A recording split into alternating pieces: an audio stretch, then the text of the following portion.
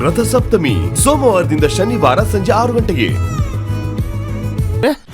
ಕಳೆದು ಹೋಗಿದೆ ಅಂತ ಕಂಪ್ಲೇಂಟ್ ಕೊಡೋದು ನೀವೇ, ಅದನ್ನು ಕದ್ದು ಮುಚ್ಚಿ ಉಪಯೋಗಿಸೋದು ನೀವೇ. ನೀವೆಷ್ಟು ಬುದ್ಧಿವಂತರು ಅಂತ ನನಗೂ ಚೆನ್ನಾಗಿ ಗೊತ್ತು. ಗಂದ್ರೆ ಕಳೆದೋಗಿದೆ ಅಂದಮೇಲೆ ಅದು ನಿಮ್ಮ ಹತ್ರ ಇರಕ್ಕೆ ಸಾಧ್ಯನೇ ಇಲ್ಲ.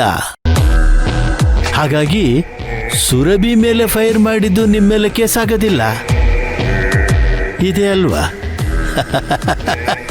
ನಿಮ್ಮ ಕ್ಯಾಲ್ಕುಲೇಷನ್ನು? ನಿಮ್ಮ ಆಲೋಚನೆ ಸರಿಯಾಗಿದೆ, ಆದರೆ ನನ್ನ ಟಾರ್ಗೆಟ್ ಯಾರು ಅಂತ ನಿಮಗೆ ಗೊತ್ತಿಲ್ಲ. ನಾನೇನೋ ನಿಮ್ಗೆಲ್ಲ ವಿಷಯ ಗೊತ್ತು ಅಂತ ಇಲ್ಲಿಗೆ ಓಡೋಡ್ ಬಂದೆ, ಆದರೆ ನಿಮಗೆ ಗೊತ್ತಿರೋದು ಬರೀ ಸುರಭಿ ವಿಷಯ ಅಷ್ಟೇ. ಇನ್ನು ನಾನು ನಿಮಗೆ ಹೆದರ್ಕೊಳ್ಳೋ ಅವಶ್ಯಕತೆ ಇಲ್ಲ. ನಾನೇನು ಬರ್ತೀನಿ. ರೇ ಸ್ವಾಮಿ ಗಂಗಾಧರ್, ನಾವು ನಿಮ್ಮನ್ನು ನಡೆದು ಹೋಗಿರೋ ಕಥೆನ ಕೇಳಿ ಅಂತ ಕರೆಸ್ಲಿಲ್ಲ, ನಿಮ್ಮ ಜೊತೆನಲ್ಲಿ ಡೀಲ್ ಮಾಡಕ್ಕೆ ಕರೆಸಿದ್ದು. ನೀವೇ ಸುರಭಿ ಮೇಲೆ ಫೈರ್ ಮಾಡಿದ್ದೀರಾ ಅನ್ನೋ ವಿಷಯ ಹೊರಗಡೆ ಬಂದ್ರೆ ನಿಮಗೆ ಪ್ರಾಬ್ಲಮ್ ಆಗುತ್ತೆ ಅಲ್ವಾ? ಹೇ, ಇದ್ರ ಬಗ್ಗೆ ನಿಮಗೆ ಭಯನೇ ಇಲ್ವಾ? ಖಂಡಿತ ಇಲ್ಲ. ನೀವಿಲ್ಲಿಗೆ ಬಂದು ಇಲ್ಲಿವರೆಗೂ ಏನೇನು ಮಾತಾಡಿದ್ರಿ ಅನ್ನೋದೆಲ್ಲ ಇದರಲ್ಲಿ ರೆಕಾರ್ಡ್ ಮಾಡ್ಕೊಂಡಿದ್ದೀನಿ ಗಂಗಾಧರ್ ಅವರ.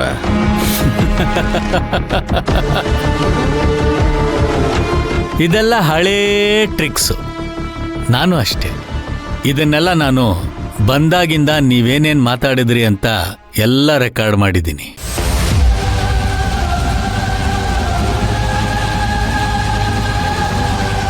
ನೀನ್ ಇದಕ್ಕೂ ಮುಂಚೆ ಎಲ್ಲೆಲ್ಲಿದ್ದೆ ಏನೇನ್ ಮಾಡಿದ್ಯಾ ಅಂತ ಹೇಳಿದಾಗ ನೀನ್ ಪ್ರತಿಯೊಂದಕ್ಕೂ ರಿಯಾಕ್ಟ್ ಮಾಡಿದ್ಯಾ ರಘುವೀರ್. ಸಾಮಾನ್ಯವಾಗಿ ನನ್ನ ಜುಟ್ಟು ಯಾರ ಕೈಗೂ ಸಿಗಲ್ಲ. ಹಾಗೊಂದ್ ವೇಳೆ ಸಿಕ್ಕಾಕೊಂಡ್ರೆ ಅವ್ರ ಜನ್ಮನ ಜಾಲಾಡದೆ ನಾನು ಬಿಡಲ್ಲ. ನಿಮ್ಮ ವಿಷಯ ಸೂರ್ಯನಿಗೆ ಗೊತ್ತಾದ್ರೆ ಅದರ ಪರಿಣಾಮ ಏನಾಗುತ್ತೆ ಅಂತ ನಿಮಗೂ ಗೊತ್ತಲ್ಲ. ಈ ಒಂದು ಗನ್ನು ಆ ಸುರಭಿ ಮ್ಯಾಟ್ ಇಟ್ಕೊಂಡು ನೀವೇನು ಪ್ರೂವ್ ಮಾಡಕ್ಕಾಗಲ್ಲ. ನೀವು ನನ್ನ ಬ್ಲ್ಯಾಕ್ ಮೇಲ್ ಮಾಡೋದಕ್ಕೆ ನೋಡ್ತಾ ಇದ್ದೀರಾ, ಆದ್ರೆ ನಾನು ನಿಮ್ಮನ್ನ ಆಲ್ರೆಡಿ ಬ್ಲಾಕ್ ಲಿಸ್ಟಿಗೆ ಹಾಕ್ಬಿಟ್ಟಿದ್ದೀನಿ. Anyway, all the best. ಹಾಗೆ ಈ ಸಾಕ್ಷಿ ನಿಮ್ಮ ಹತ್ರನೇ ಇರಲಿ.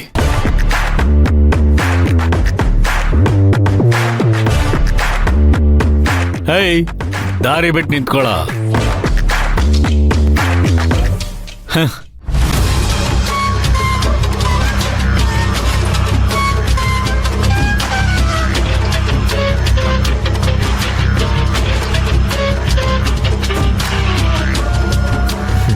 ಇವನೇನ್ ಸರ್ ಯಾವುದಕ್ಕೂ ಕೇರೆ ಮಾಡಲ್ಲ ಅಂತಾನೆ? ಅವನಿರೋದೇ ಹಾಗೆ. ಅವನು ಯಾರನ್ನಾದ್ರೂ ಹಚ್ಕೊಂಡ್ರೆ ತೀರಾ ಹಚ್ಕೊಂಡ್ ಬಿಡ್ತಾನೆ. ಇವನು ಯಾರನ್ನಾದ್ರೂ ದೂರ ಇಟ್ರೆ ತಿಪ್ಪುರ್ಲಾಗ ಹಾಕಿದ್ರು ಹತ್ರ ಸೇರ್ಸಲ್ಲ. ಇಲ್ಲಿ ಬೇರೆ ಏನೋ ವಿಷಯ ಇದೆ. ಇಲ್ಲದೆ ಹೋಗಿದ್ರೆ ಈ ಗಂಗಾಧರ ಇಲ್ಲಿವರೆಗೂ ಬರ್ತಾನೇ ಇರಲಿಲ್ಲ. ಆವತ್ತು ಕಾಳಿ ಬೆಟ್ಟದಲ್ಲಿ ಬೇರೆ ಏನೋ ನಡೆದಿದೆ. ಈ ಗಂಗಾಧರ ಬರೀ ಸೂರ್ಯಮಣಿಗೋಸ್ಕರ ಮಾತ್ರ ಬಂದಿಲ್ಲ. ಅದಕ್ಕಿಂತ ಮುಖ್ಯವಾದದ್ದು ಏನೋ ಈ ಗಂಗಾಧರ್ಗೆ ಬೇಕಾಗಿತ್ತು ಅಂತ ಇದರಿಂದ ಗೊತ್ತಾಗುತ್ತೆ. ಇನ್ನು ಮೇಲೆ ಈ ಗಂಗಾಧರ್ ಎಲ್ಲಿ ಹೋಗ್ತಾನೆ, ಯಾರನ್ನ ಭೇಟಿ ಆಗ್ತಾನೆ ಅನ್ನೋದನ್ನ ನಾವು ಗಮನಿಸ್ತಾನೇ ಇರಬೇಕು. ಇವನ್ನ ಇಷ್ಟಕ್ಕೆ ಬಿಡಬಾರ್ದು ರಘುವೀರ್. ಬಿಸಿ ಮುಟ್ಟಿಸ್ಬೇಕು. ಮುಟ್ಟಿಸ್ತೇನೆ.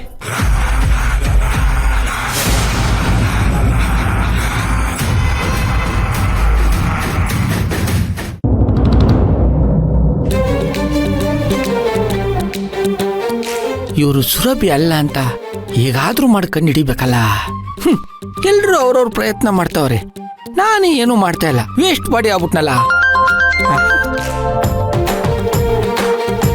ಚಿಕ್ಕೇದ್ ಮಾಡ್ರೆ ಗೋಪಾಲ, ಸುರಭಿಯಲ್ಲಿ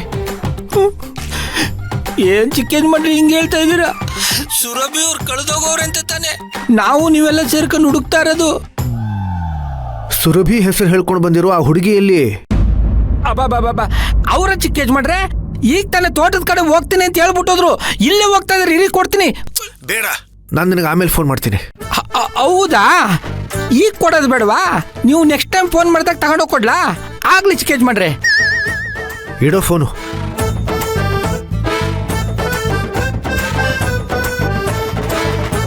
ಅವ್ರಾಗ ಅವರೇ ಫೋನ್ ಮಾಡಿದ್ರು.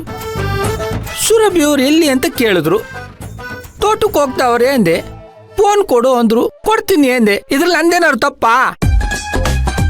ನಂಗೆ ಯಾಕೆ ಬೈತವ್ರೆ? ಪಾಪ ಸುರಭಿ ಅವ್ರು ಕಳೆದೋದ್ಮೇಲೆ ನಮ್ಮ ಚಿಕ್ಕ ಯಜಮಾನ್ರು ಮೆಂಟಲಿ ವೀಕ್ ಆಗ್ಬಿಟ್ಟಿದ್ದಾರೆ. ಇದುವರೆಗೆ ಒಂದು ದಿನ ನನಗೆ ಗದರ್ದವ್ರಲ್ಲ. ಈ ಥರ ಆಡ್ತವ್ರೆ ಅಂದರೆ ಅಪ್ಪ ದೇವ್ರೆ ನೀನೇ ಕಾಪಾಡಬೇಕು. ಏನಾಯ್ತು? ಏನಿಲ್ಲ, ಒಂದು 5 ನಿಮಿಷದಲ್ಲಿ ಆ ಹುಡುಗಿ ಇಲ್ಲಿರ್ತಾಳೆ. ಓಕೆ. ಅಮೃತ, ಹೇಳಿ ಡಾಕ್ಟರ್. ನಾನು ಹೇಳಿದ್ದೆಲ್ಲ ನಿನಗೆ ನೆನಪಿದೆ ತಾನೆ? ನೋಡು, ಅವಳ ಕಣ್ಣಲ್ಲಿ ಕಣ್ಣಿಟ್ಟು ಮಾತಾಡು. ಅವಳಿಗೆ ಅನುಮಾನನೇ ಬರ್ದಿದ್ದ ಹಾಗೆ ಬೋಲ್ಡಾಗಿ ಪ್ರಶ್ನೆಗಳು ಕೇಳು. ಅವಳನ್ನ ಎಷ್ಟೇ ಕನ್ವಿನ್ಸ್ ಮಾಡಿದ್ರು ನೀನು ಅವಳನ್ನ ಸುರಭಿ ಅಂತ ಒಪ್ಕೋಬೇಡ. ಅರ್ಥ ಆಯ್ತಾ? ಆಯ್ತು ಡಾಕ್ಟರ್. ನೋಡು, ನಾವಿಲ್ಲಿರೋದು ಯಾವುದೇ ಕಾರಣಕ್ಕೂ ಅವಳಿಗೆ ಗೊತ್ತಾಗಬಾರ್ದು. ನಿನಗೆ ಅವಳು ಹೇಳೋದೆಲ್ಲ ಸರಿ ಅನ್ಸಿದ್ರೆ, ನಿನ್ನ ಮನಸ್ಸಿಗೆ ಕನ್ವಿನ್ಸ್ ಆದರೆ ನಿನ್ನ ಕೈಯಿಂದ ಒಂದ್ಸಲಿ ಥಮ್ಸಪ್ ಮಾಡು. ಯಾವುದೇ ಕಾರಣಕ್ಕೂ ನಮ್ಮ ಕಡೆ ನೋಡಬೇಡ.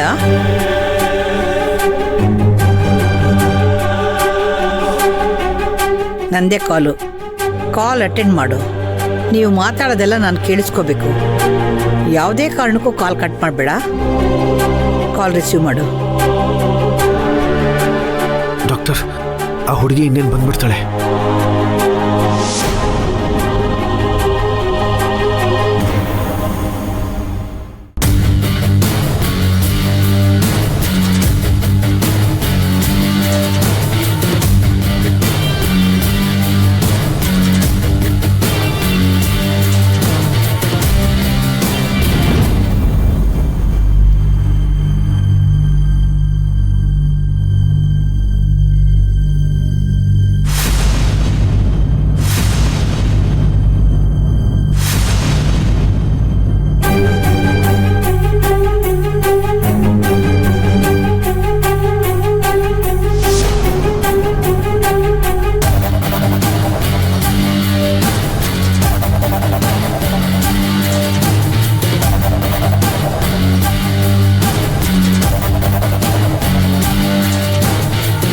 ಹೋಗು, ಧೈರ್ಯವಾಗಿ ಮಾತಾಡು. ನಾನು ಹೇಳಿದ್ದೆಲ್ಲ ನೆನಪಿದೆ ತಾನೇ?